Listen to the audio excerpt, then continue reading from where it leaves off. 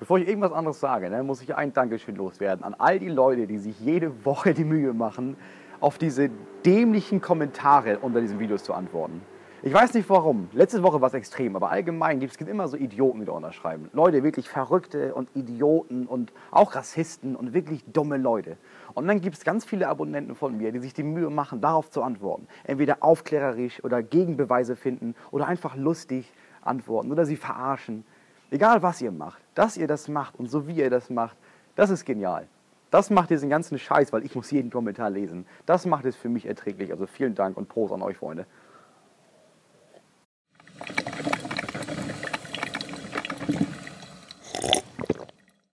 So, dann habe ich mich natürlich gefragt, warum ist das so? Warum ist es bei mir unter den Videos so und in den meisten YouTube-Videos, dass das so schnell, so krass abgeht, dass Leute immer sich gegenseitig beleidigen müssen und sowas. Und dann habe ich festgestellt, ich habe mir diese Statistik angeguckt, 80% meiner Abonnenten sind Männer. Das heißt, ab irgendeinem Punkt in der Diskussion geht es immer los mit, oh, meine Eier sind viel dicker als deine Eier. Und das ist so ein männliches Ding. Frauen haben das auf anderen Ebenen bestimmt auch, aber ich weiß nicht, 80% Männer, das ist zu viel meiner Meinung nach. So, warum euch das überhaupt aufgefallen ist, ich saß im Bus und da war ein Typ. Und der Typ hat hat mit niemandem gesprochen, außer mit sich selber und irgendwie mit der Wand oder sowas. Und er hat sehr gegen Frauen gehetzt. Ich weiß nicht, was da in seiner Vergangenheit passiert ist, aber er wäre sehr wütend auf Frauen. Und eins seiner Punkte, die er meinte, ist, und das meinte er tatsächlich zu einer Frau, meinte, ihr könnt ja auch weniger denken. Das ist ja wissenschaftlich bewiesen, dass ihr dümmer seid. Und die Frau meinte, wie ist das bewiesen? Und der Typ meinte, ja, Frauen kriegen ja viel seltener Nobelpreise. Das war der Beweis für ihn. Und ich habe das mir angeguckt, weil ich dachte, wirklich, ist das wirklich so? Ja, dieses Jahr, 2016, hat keine einzige Frau einen Friedensnobelpreis bekommen. Nur Männer. Und dann dachte ich, okay, das war dieses Jahr. Vielleicht war das ja früher anders. Nee, die Statistik besagt, in der Kategorie Physik 199 Männer, 2 Frauen. In der Wirtschaft 75 Männer, 1 Frau. Eine Frau hat bisher den Nobelpreis für Wirtschaft bekommen. Chemie 168:4, Medizin 198:12, Literatur, selbst Literatur 98:14. Friedensnobelpreis 87:16. Insgesamt bei diesem Nobelpreis-Kack haben 900 Männer gewonnen und 49 Frauen. Das ist zu wenig. Das Argument, das ja auch mal wieder angesprochen wird bei diesem Nobelpreis-Ding, ist, dass sie sagen, ja, aber es ist ja eine Lebensleistung, die ausgezeichnet wird. Ne? Sachen liegen 20, 30 Jahre zurück und damals gab es nicht so viele Frauen in der Wissenschaft. Ja, aber genau das ist ja das Problem, dass es damals noch nicht ging. Das nennt man strukturelle Benachteiligung.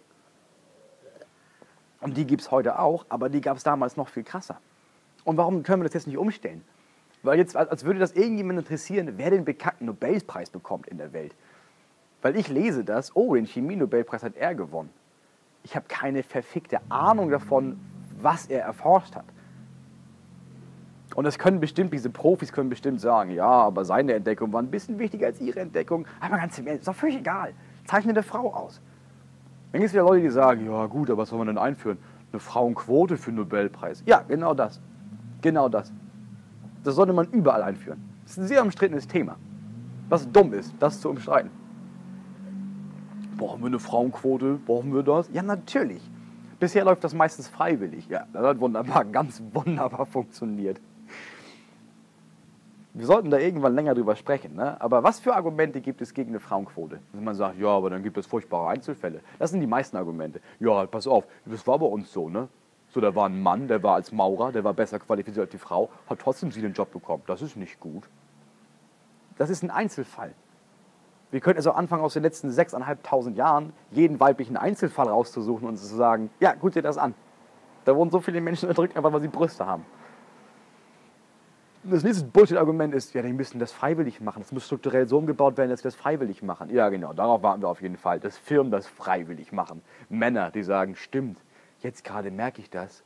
Wir sollten auf jeden Fall mehr Frauen... Nein, das passiert nicht. Das passiert genauso wenig, wie Firmen sagen werden, ich glaube, wir sollten unsere Angestellten besser bezahlen. Frauenquote ist gut, glaube ich. Ich will das auch bei mir einführen. Mein Ziel, das ich mir jetzt gesetzt habe, ist, ich möchte auf jeden Fall bis 2017 auf 30% Frauen kommen. Ich weiß noch nicht genau, wie ich das schaffe. Ich muss verschiedene Aktionen starten, aber auch dabei könnt ihr helfen. Ich brauche mehr weibliche Abonnenten, um so ein bisschen Gleichgewicht zu schaffen. Vielleicht könnt ihr eurer Mutter erklären, wie man YouTube macht. Wie man so einen Kanal erstellt und das abonniert. Wir fangen an mit euren Müttern. Und von da an gehen wir weiter. Weil wir müssen das ändern. Ganz im Ernst, 80% zu 20, das ist zu viel Pimmel auf zu wenig Zeit in meinem Internet.